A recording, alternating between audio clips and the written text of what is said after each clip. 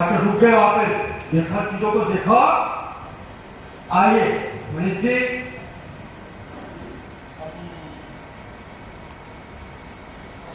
आखिरकार आपने प्रकट होकर अपने दर्शन दे ही दिए। समझदारी की उम्मीद तो आपसे कभी थी नहीं, तहजीब से पेश आएंगे, लेकिन आपने और आप जो मेरे बेटे की जिंदगी में घुस आए उसका क्या? आपने क्रिश को पैसे क्यों दिए? अपनी दौलत की फौज जमाने के लिए, या फिर रिटायरमेंट के बाद इतने बोल कि मेरे बेटे की जिंदगी के साथ खेलकर आप अपना टाइम पास कर रहे हैं। पीछे मनीष जी पे फोकस, आगे कंटिन्यू। बार कर अब आपके मुंह से कोई सही बात तो निकलनी है नहीं।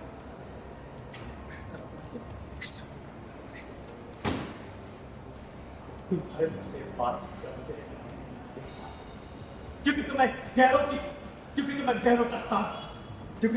का स्थान देने की आदत पड़ती है। तो आपने कौन से अपनों का साथ दे लिया फूफा साहब? अपने बेटे तक की मदद तो आपसे हुई नहीं, और आप मुझ पर और सर पर उंगली उठा रहे हैं। मैं उसके साथ जैसे भी पेश आऊं, मैं उसका बाप हूं, तुम दोनों को क्या? क्रिश को डांस करने के लिए पैसों की मदद की है और संजय को ये बात बिल्कुल भी पसंद नहीं आई है। वो मनीष को गुस्से में आकर कहता है कि उसे क्रिश को पैसों की मदद नहीं करनी चाहिए थी। वो नहीं चाहता कि क्रिश डांस करके पैसे कमाए। यहाँ मनीष संजय को समझाने की कोशिश करता है कि क्रिश ने उससे पैसे नहीं मांगे। वो तो मनीष के बार बार बोलने पर क्रिश उससे पैसे लेने के लिए तैयार हुआ था, लेकिन संजय मनीष को यहाँ गलत समझता है और वो अपना आपा खोकर उस पे हाथ उठाने ही वाला होता है कि उसी वक्त अरमान आकर उसे रोक लेता है और उसे समझाता है कि उसे क्रिश को उसके ड्रीम्स फॉलो करने के लिए उसकी मदद करनी चाहिए। संजय को यहाँ मनीष का साइड लेता देख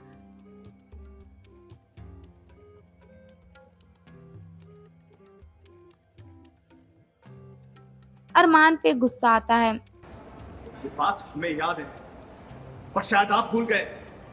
अगर वो आपका बेटा है तो बेटे का साथ दीजिए ना। दुनिया का हर बाप अपने बेटे की कामयाबी चाहता है कि उसका सर कभी ना झुके, उसके सारे सपने पूरे हो। पर आप चाहते हैं कि आपका बेटा हारे, उसके सपने टूटे, वो आपके पैरों में गिरकर अपने सपने देखने के लिए आपसे माफी मांगे। मुझ पर चिल्लाने से सच नहीं बदल जाएगा फूफा साहब। किस्मत ने आपको हीरा दिया है।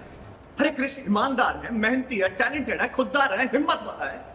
उसे पता है उसे लाइफ में क्या चाहिए और उसे अचीव करने के लिए वो सारी मेहनत भी कर रहा है। बट आई वंडर, कैसे हो सकता है कि आपको उसकी एक भी खूबी नजर नहीं आ रही? क्रिश राज के पैसा कमाना चाहता है और तुम चाहते हो कि मैं उसकी इस बेखुदी में साथ दूं?